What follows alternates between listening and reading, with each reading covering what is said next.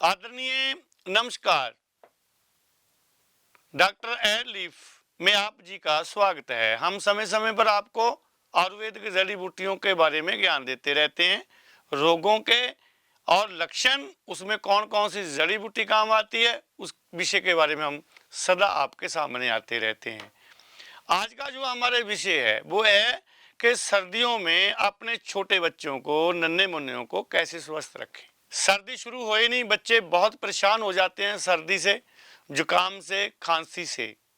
तो बहनों को मेरा निवेदन है, जिनके बच्चे छोटे हैं अभी, कि बच्चों में इम्यून सिस्टम बढ़ाएं। उनको कौन कौन सी चीज़ें आपने देनी है समय समय पर, कौन कौन सी जड़ी बूटी देनी है समय समय पर, वो आपके साथ विचार साझी करेंगे।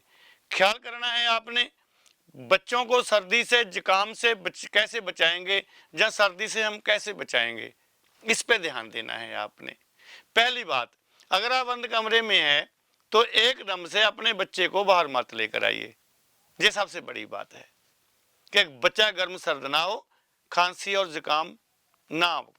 कई बार ऐसा होता है कि बच्चे बिस्तर में पड़े होते हैं और वो एकदम से बाहर निकल आते हैं, उससे भी जो सर्दी है, खांसी है, वो बढ़ जाती है। हमने तो पहले बच्चे को और बच्चे का इम्यून सिस्टम कैम करना है।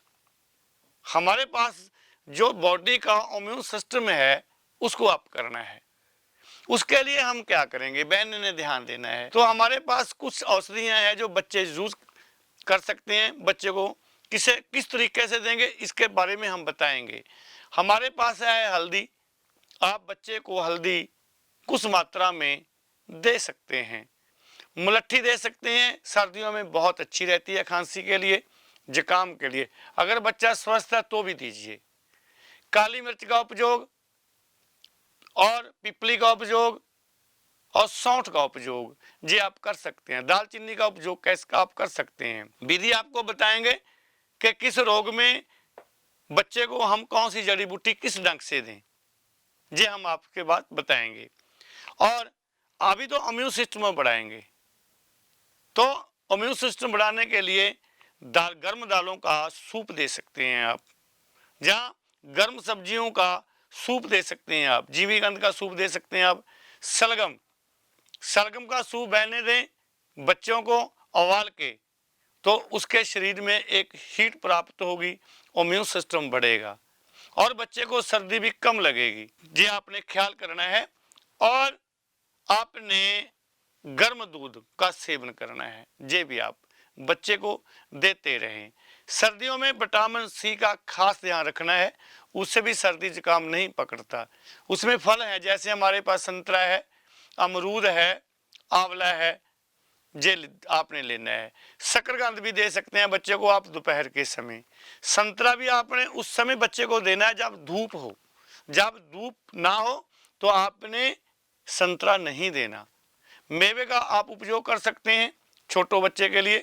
तो आपने, अगर आपका बच्चा 6 महीने के ऊपर का हो गया है, उसमें आपने कुछ मात्रा में कूट कर बादाम और काजू का सेवन बच्चे को करवा सकते हैं। उबाल के भी उनका पानी दे सकते हैं, इम्यून सिस्टम बढ़ेगा।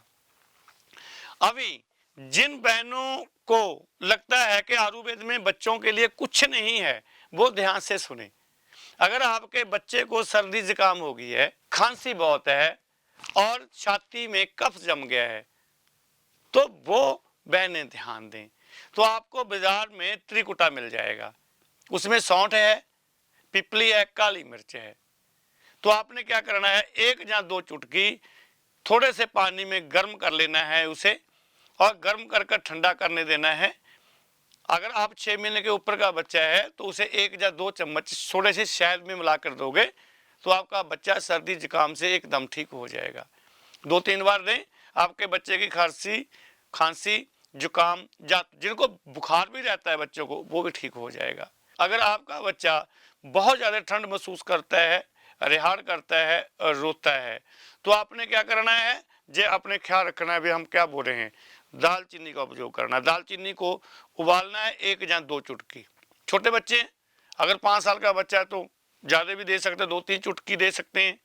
उबालना है, उसमें थोड़ा सा शहद मिलाकर आपने बच्चे को 2 या 3 चम्मच देने हैं।